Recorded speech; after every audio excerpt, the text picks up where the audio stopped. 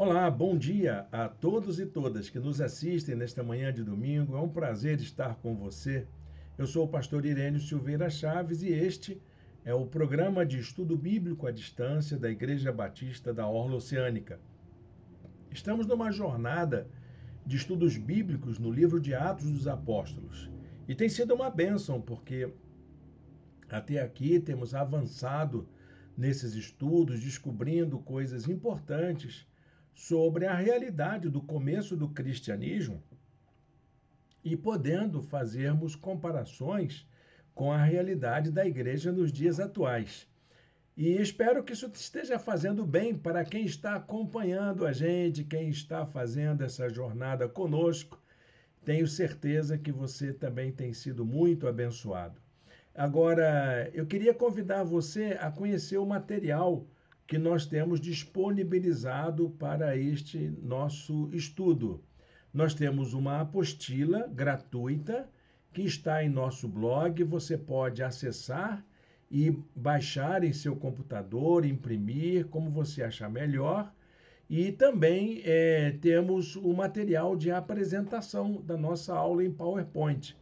Todas as aulas estão gravadas em videoaulas que estão disponibilizadas também em nosso blog, em nossa página no YouTube, como também na página da igreja. Então, tanto na minha página pessoal quanto na página da igreja, você pode acompanhar esses estudos e rever as aulas anteriores sem nenhum problema.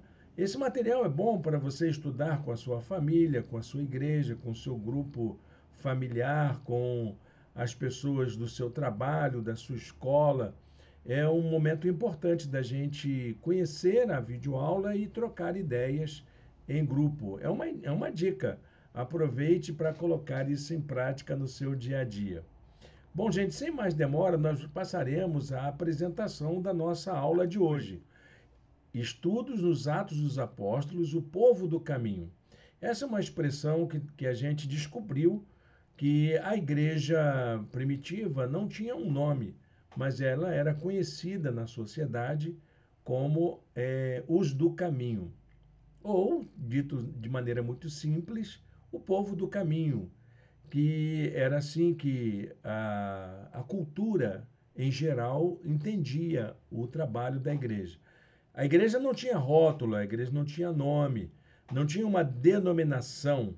Ela era a Igreja de Jesus, dos seguidores de Nazaré, do Jesus de Nazaré, aqueles que acompanhavam os ensinos do Salvador, do Messias revelado, crucificado, ressuscitado e à direita do Pai. Essas informações são muito importantes porque é a partir dessa perspectiva desse povo do caminho que a igreja vai se consolidar e vai avançar. Todas essas inovações que nós conhecemos hoje, a estrutura, a conjuntura do cristianismo nos dias atuais, são evoluções, são desenvolvimentos posteriores a esse período que nós estamos vivendo aqui nos estudos de Atos dos Apóstolos. E nós vamos continuar esse estudo porque ele nos ajuda bastante a compreender até que ponto nós podemos servir ao Senhor, inovar, encontrar soluções próprias, sermos direcionados pelo Espírito Santo para fazermos a obra de missão, que é isso que os primeiros cristãos fizeram. Eles tinham consciência de que estavam sendo orientados, dirigidos pelo Espírito Santo e tinham uma consciência de que eles tinham uma tarefa, eles tinham uma missão a cumprir. Que essa missão não era a missão deles, era a missão de Deus no mundo em que nós vivemos. A nossa aula de hoje já é a de número 17. Estamos avançando, né? Estamos bem adiantados aí, quase chegando ao final, uma vez que nós temos uma previsão de 22 aulas, então já estamos aí na reta final, faltando apenas mais 5 aulas para nós concluirmos nossa jornada. Então vamos aproveitar bem para a gente poder estudar bastante. Eu separei um versículo para a gente compreender um pouco esse tema de hoje. Colocar a vida inteira a serviço do reino.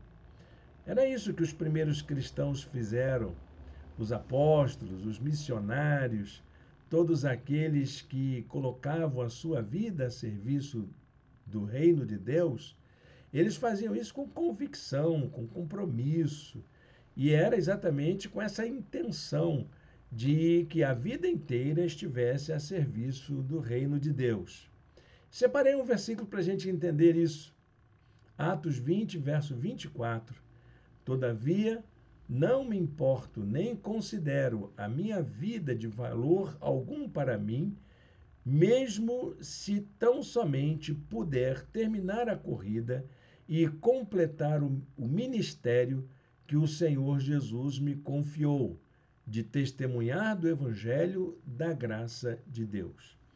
Esse era o compromisso que o apóstolo Paulo apresenta, mas ele era um exemplo, ele servia como um paradigma para que os demais companheiros de Paulo, da obra missionária, as lideranças da igreja, aqueles que davam continuidade ao trabalho iniciado, também tinham essa mesma consciência de que a vida inteira estava sendo colocada a serviço do reino de Deus. Paulo diz: eu não me importo com nada, eu considero a minha vida de pouco valor, de nenhum valor para mim mesmo.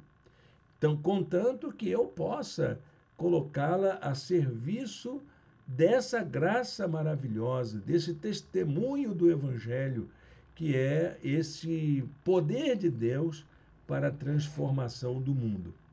Então, vamos adiante, porque é assim que nós vamos descobrir aí a nossa jornada e encontrar a nossa maneira também de colocar a nossa vida a serviço do reino de Deus. Bom, já deu para perceber que nós vamos estudar hoje o livro de Atos dos Apóstolos, capítulo 20. Vamos estudar todo o capítulo, do verso 1 ao verso 38. Então, Bíblia na mão, apostila aí, Apóstolos. Vamos juntos. Fique conosco até o final, vai ser um bom momento de aprendizagem para todos nós.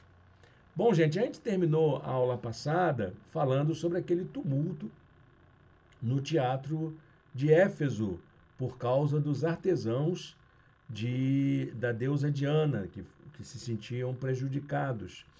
E o tumulto foi grande, mas ainda bem o tumulto cessou, e aí Paulo poderia dar continuidade ao seu trabalho missionário.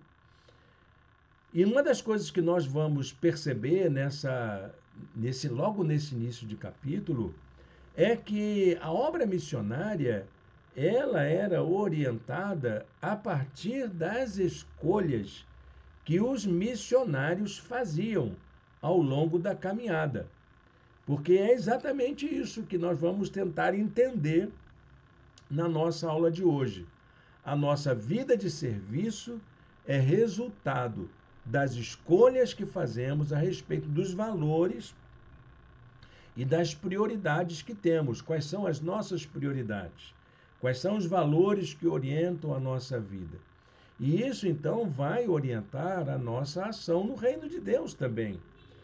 Aquilo que consideramos importante para a nossa vida interfere no nível de nosso compromisso com o reino de Deus. E isso é um fator muito importante para a realização da obra de Deus. É claro que nós temos nossos compromissos familiares, nossos compromissos financeiros, também temos os valores ligados à nossa vocação. Tem tanta coisa que envolve a nossa vida, não é mesmo? Mas quando a gente fala de reino de Deus e trabalho do Senhor, trabalho da igreja, a gente precisa colocar todos esses valores, todas essas prioridades à luz daquilo que o Evangelho nos interpela, daquilo que a palavra de Deus nos coloca como prioridade, como valor. E os primeiros cristãos enfrentavam esse problema. Eles não tinham os recursos que as igrejas possuem hoje. Não havia essa estrutura que o evangelho alcançou nos dias atuais, que o cristianismo alcançou nos dias atuais. Por isso, eles precisavam priorizar, atribuir uma noção de valor para as decisões que eles iriam tomar. Então, logo depois daquele tumulto de Éfeso, Paulo prossegue sua viagem pela Macedônia e pela Grécia. E durante a viagem, ele fazia aquilo que era do seu trabalho, que era promover palavras de encorajamento para os cristãos que haviam sido conquistados nas viagens anteriores. O texto começa exatamente assim: cessando o tumulto, Paulo mandou chamar os discípulos e, depois de encorajá-los, despediu-se e partiu para a Macedônia. Então, de Éfeso, ele vai para a Macedônia. Viajou por aquela região, encorajando os irmãos com muitas palavras e, por fim, chegou à Grécia. Falar em chegar à Grécia, estamos falando de Atenas, Corinto, aquelas cidades que fazem parte da Península Grega. E aí, Península Helênica, se você preferir assim. E aí, o que acontece? Paulo estava planejando fazer uma viagem até a direção da Síria e da Síria ir para Jerusalém. Era esse o plano de Paulo.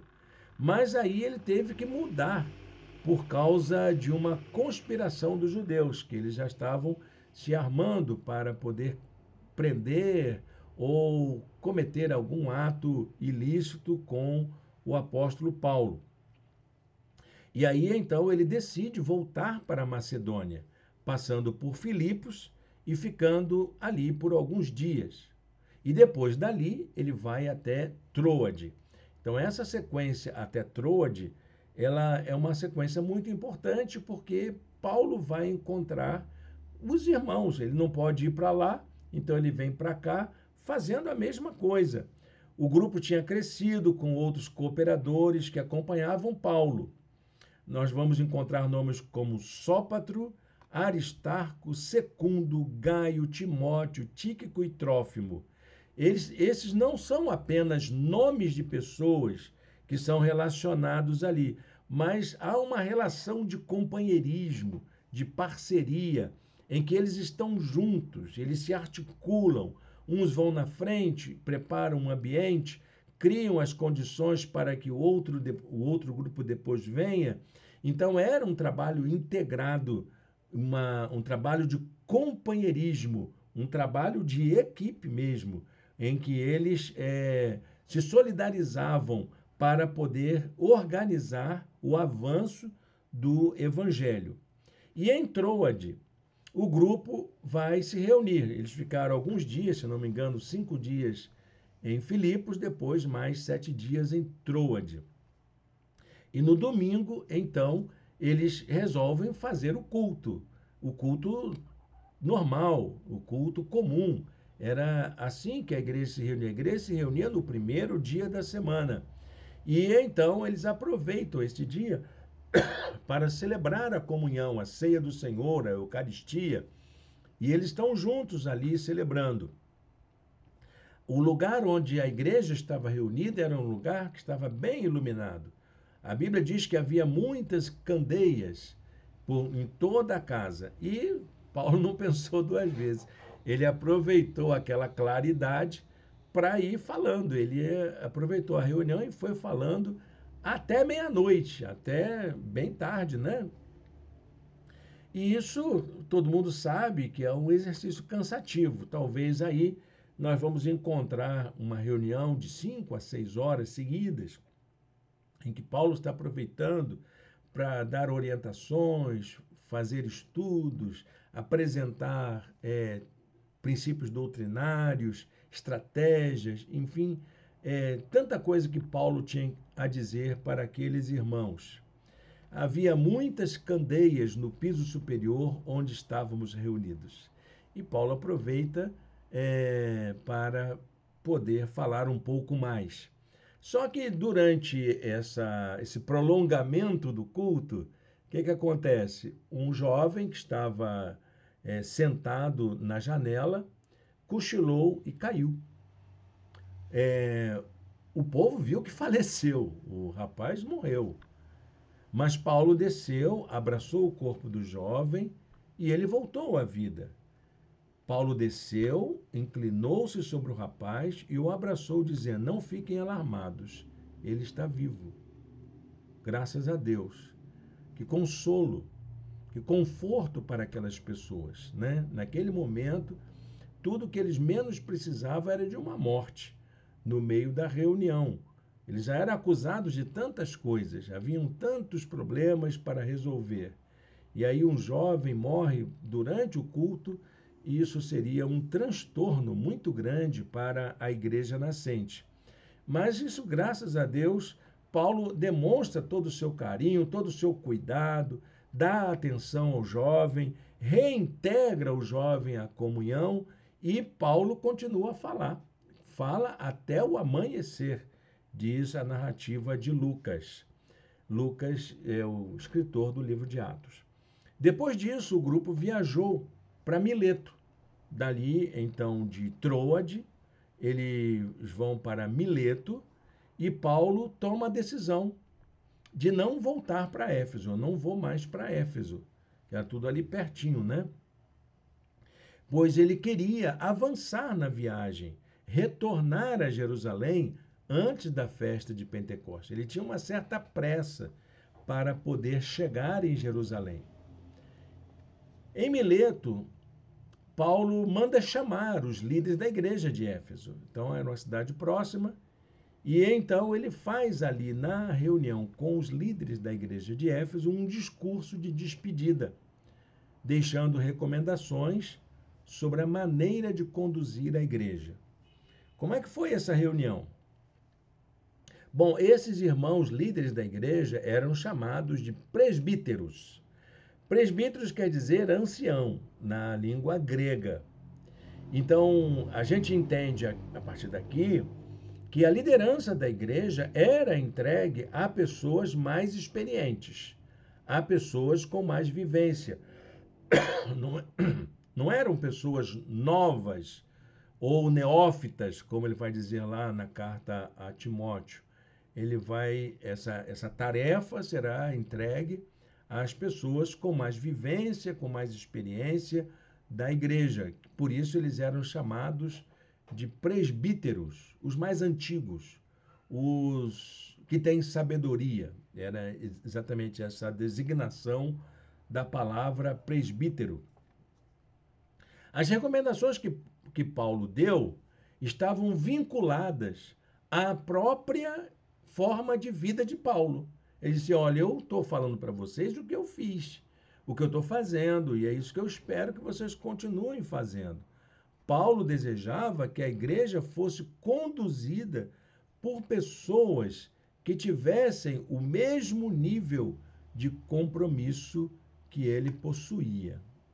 Era essa a intenção da reunião. Olha, eu estou indo, mas eu quero que vocês façam as coisas como se eu mesmo estivesse aqui, como se eu mesmo estivesse conduzindo. Estou entregando uma tarefa para vocês darem continuidade, a fim de que a obra de Deus continue e avance, sem a necessidade da minha presença, porque o que importa agora é o quanto vocês estão comprometidos com a obra de Deus.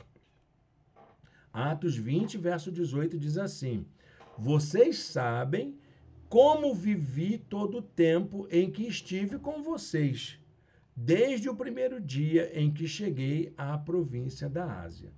Então, era isso que ele queria dizer. Olha, tá, vocês viram como é que eu faço, vocês viram como é que eu me envolvo, vocês viram quais são as minhas prioridades, quais são os meus valores, e é disso que vocês vão fazer. É a minha vida que foi apresentada para vocês, para que vocês, no mínimo, minimamente, possam imitar.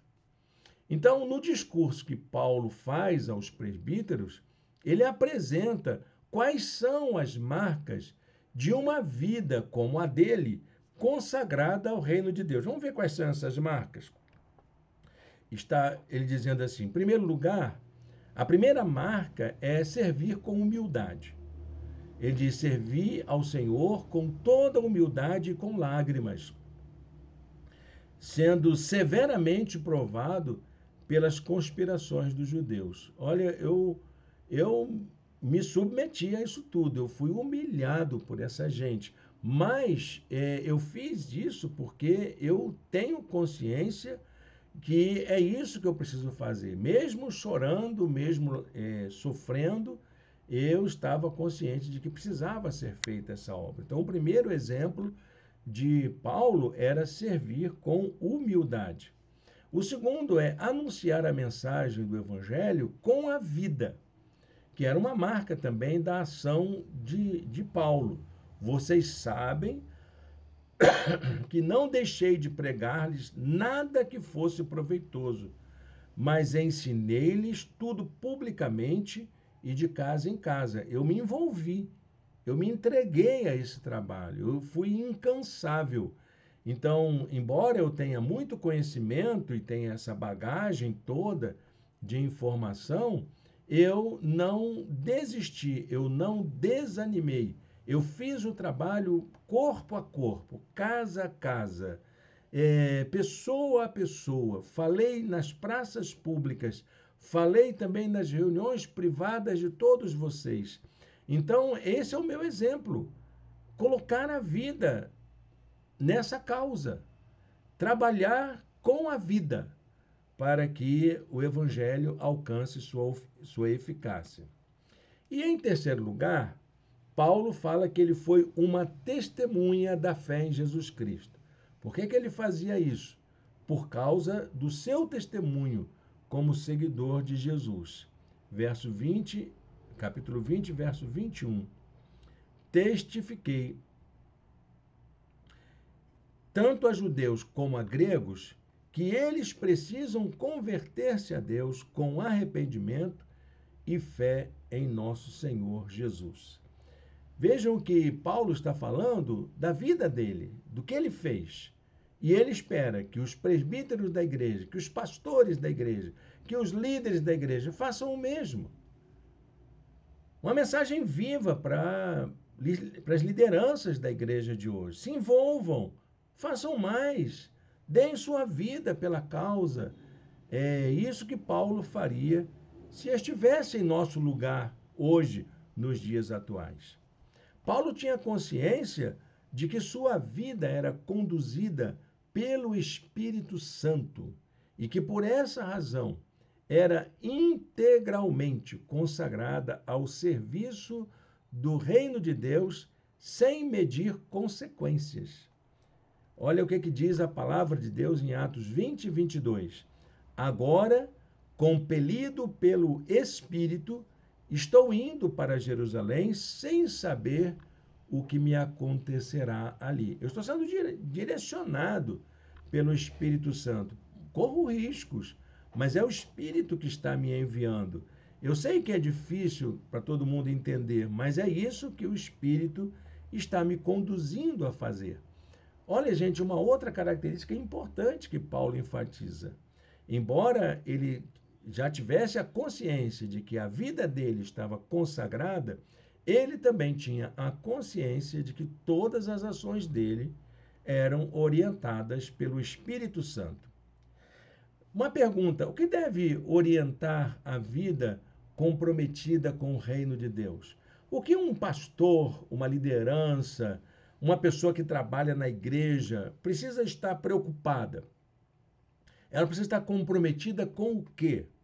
Em primeiro lugar, ele precisa estar comprometida em estabelecer valores que dignificam a vida. Olha o que ele diz: não me importa, nem considero a minha vida de valor algum para mim mesmo.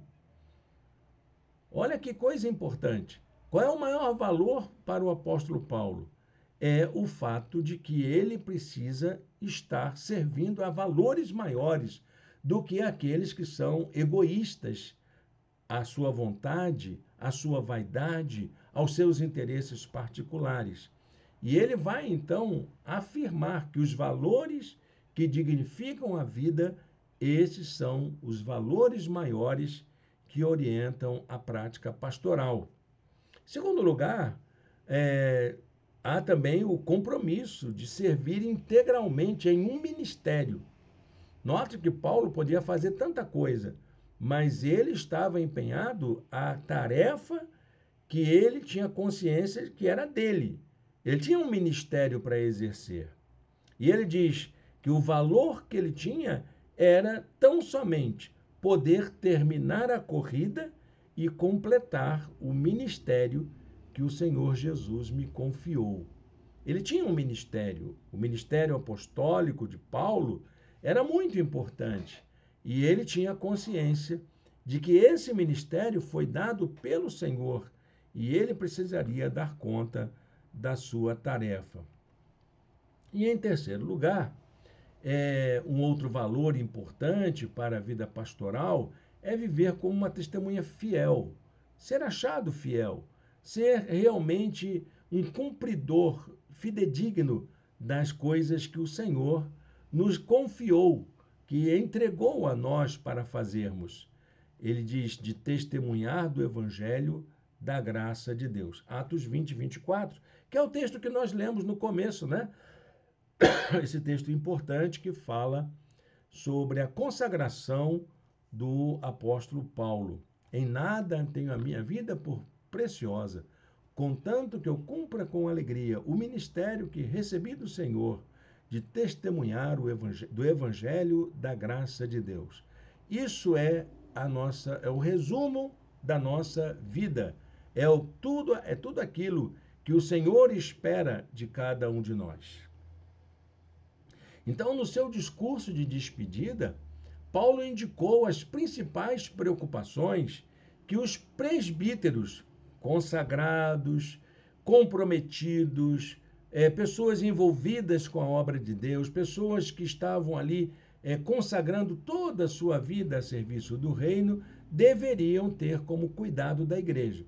Olha, vocês vão cuidar da igreja, viu? Pastores, presbíteros, anciãos, líderes, vocês vão cuidar da igreja. E o que é que se espera que vocês façam? Primeiro, vamos ver as 3 ênfases do ministério do cuidado com a igreja. Primeira, anunciar a vontade de Deus. É tarefa da liderança da igreja. Dizer para a igreja qual é a vontade de Deus para aquela igreja, para aqueles irmãos, para aquele grupo de pessoas que segue Jesus. A vontade de Deus para todas as pessoas, ela não é difícil de ser conhecida, porque ela está nas Escrituras. Há muitas pessoas que têm dúvida, eu queria conhecer a vontade de Deus, qual é a vontade de Deus para a minha vida? É fácil você saber, ela está na Bíblia. Leia as Escrituras, examine as Escrituras. Saber interpretar a Escritura é, ao mesmo tempo, uma arte e um aprendizado. A gente precisa aprender a fazer isso. Envolve o domínio de uma técnica, de habilidades de examinar um texto. Os pastores deveriam fazer isso com mais habilidade. Implica familiaridade com o texto, sua história, sua forma, sua gramaticalidade. Interpretar é, acima de tudo, compreender. Então, o líder, ele precisa compreender a palavra de Deus para que ele possa comunicar bem para as pessoas que são lideradas por ele. E ele diz: pois não deixei de proclamar-lhes toda a vontade de Deus. Paulo diz isso para esses irmãos. Eu fiz isso. Eu anunciei para vocês qual é a vontade de Deus para a igreja. Em segundo lugar, o trabalho pastoral tem a ver com o serviço, como uma testemunha da graça. Todos os pastores estão diante da igreja não como autoridades, não como patrões ou como déspotas, tiranos, mandões. Estão ali como servidores, como testemunhas da graça de Deus. Está ali como exemplo. Está ali para poder servir de inspiração para levar o povo a andar mais adiante. Testemunhar é uma palavra que ganha novo significado no contexto cristão, porque a palavra martírio lembra exatamente a disposição de entregar a vida inteira, inclusive sob o risco de perdê-la. Aquele que é testemunha serve como um sinal da graça e do amor de Deus por todas as pessoas. Era isso que o pastor deveria lembrar naquela época. É isso que o pastor precisa lembrar hoje. O pastor à frente de uma igreja, ele não é aquele que manda, ele é aquele que inspira, é aquele que serve como sinal da graça na igreja, sinal do amor, da misericórdia de Deus, do perdão, do acolhimento, do encorajamento que o Espírito de Deus promove. A testemunha é aquela que encarna a mensagem do Evangelho em sua própria vida. Pastores, líderes, vocês são testemunhas do que Deus pode fazer através da vida das pessoas. Por essa razão, Paulo lembra a expressão vigiem. A vida de testemunha é de constante vigilância em nossas atitudes cotidianas. Ele lembra isso aos pastores. Vigiem, vigiem, pastores de hoje. Vocês que estão aí preocupados com dinheiro, com número, com obra, com isso, com aquilo, vigiem, porque a nossa tarefa ela é de ser testemunha. A maneira como nos relacionamos, a maneira como falamos e até como fazemos nossas escolhas demonstram o nosso nível de comprometimento com o reino de Deus. Por isso, vigiem, diz Paulo, vigiem. Lembrem-se de que durante 3 anos jamais cessei de advertir a cada um de vocês disso, noite e dia, com lágrimas. Pastores de hoje, líderes da igreja, líderes do ministério com crianças, do ministério de mulheres, do ministério com jovens, adolescentes, lideranças da igreja, professores da escola dominical, vigiem, vigiem, porque vocês são sinais de que Deus está cuidando da igreja. E, em terceiro lugar, cuidar das pessoas mais frágeis, cuidar dos mais pobres, cuidar dos mais humildes, cuidar dos fracos da fé. Isso é um trabalho pastoral, cuidar de gente com fragilidade. A vida de serviço é uma vida de doação. Doação de si, doação do seu tempo, dos seus dons, dos seus talentos, de suas habilidades e de seus bens também, por que não? Pastores precisam consagrar tudo ao reino de Deus, não esperar que os outros façam. Ele deve ser o primeiro a colocar a sua vida inteira a serviço do reino. Como servos e servas de Deus, ministros e ministras do reino, temos a difícil tarefa de voltar o nosso olhar e o nosso cuidado para com os mais vulneráveis, para as vítimas de um mundo que se afastou de Deus. Cuidar dos pobres, dos oprimidos, dos explorados, dos excluídos e de tantas outras vítimas das injustiças de uma sociedade sem Deus é uma tarefa árdua e contínua. Anotem o verso 35 para lembrar disso.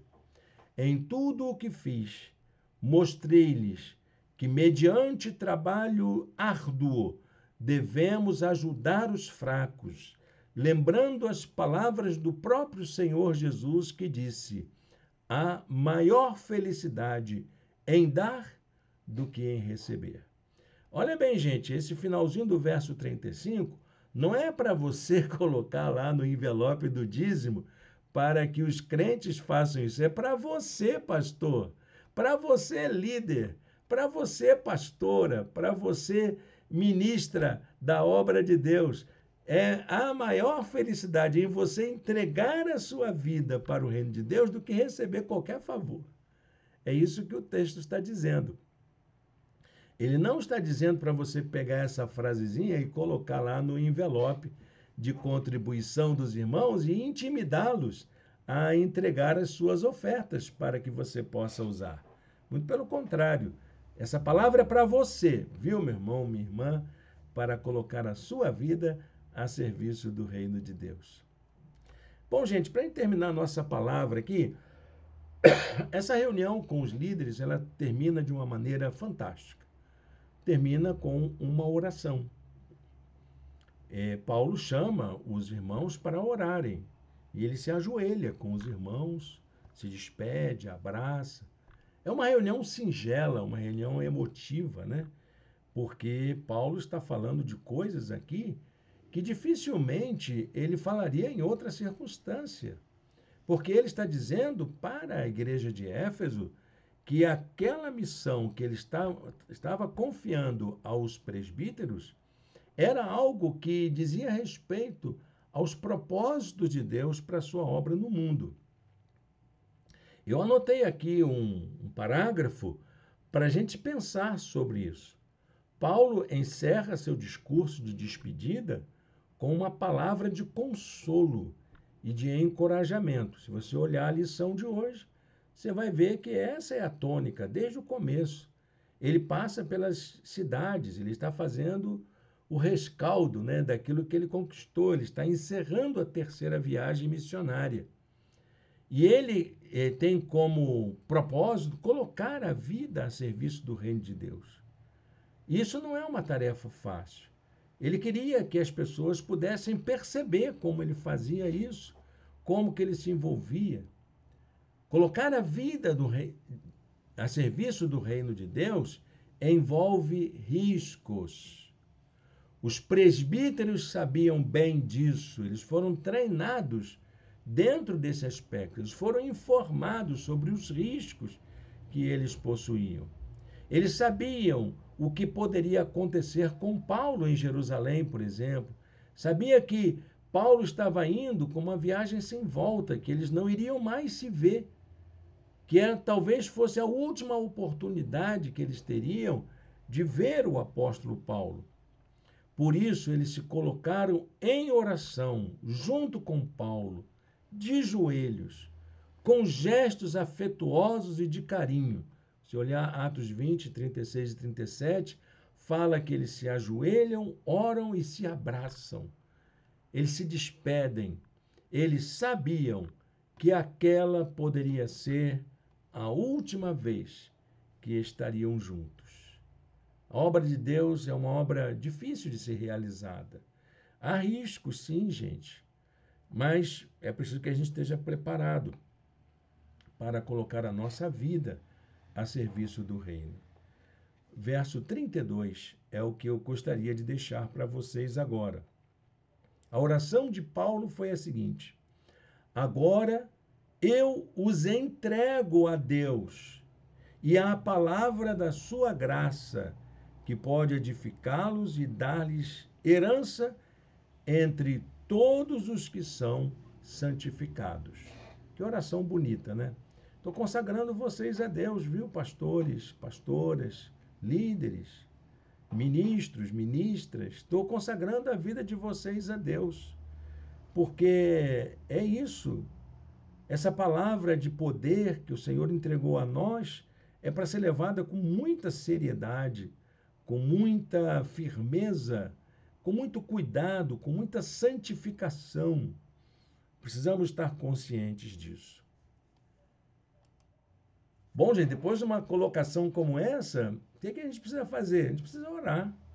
Orar por nós mesmos, orar pela nossa igreja, orar pela vida dos irmãos e irmãs que estão aí se empenhando no trabalho, tentando oferecer o seu melhor para o reino de Deus. E você também, que é membro da igreja, possa se sentir encorajado a tomar parte.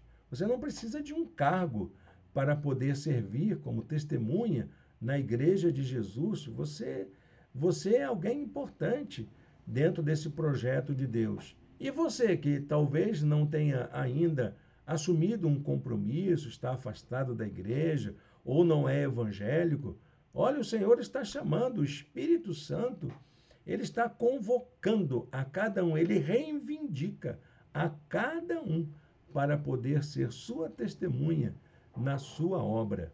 Essa obra não é minha, não é de ninguém, é do Espírito Santo.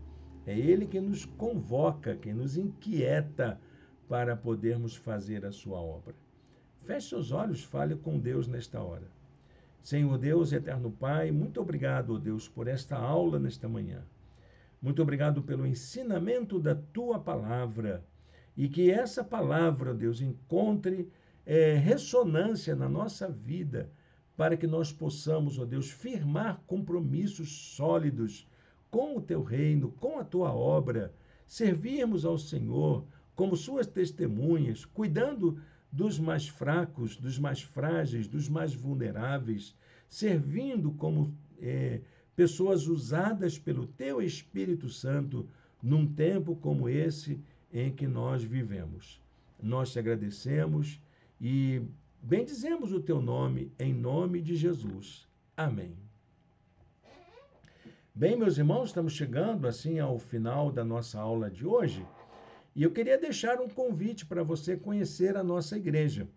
Hoje nós teremos nossa reunião online e ela acontecerá através da transmissão da mensagem no nosso canal e no canal da igreja. Eu convido você a assistir. E a nossa reunião, quando voltar, eu convido você para estar conosco na nossa reunião presencial. Hoje, especialmente, por causa dessa escala que nós estamos fazendo de 15 em 15 dias, nossa reunião será virtual, online. E você pode acompanhar a mensagem através do canal de nossa igreja no YouTube, como também no meu canal pessoal no YouTube. Deus abençoe sua vida, um domingo de paz e de alegria na presença de Deus e que o Senhor possa ser glorificado na sua vida a cada dia.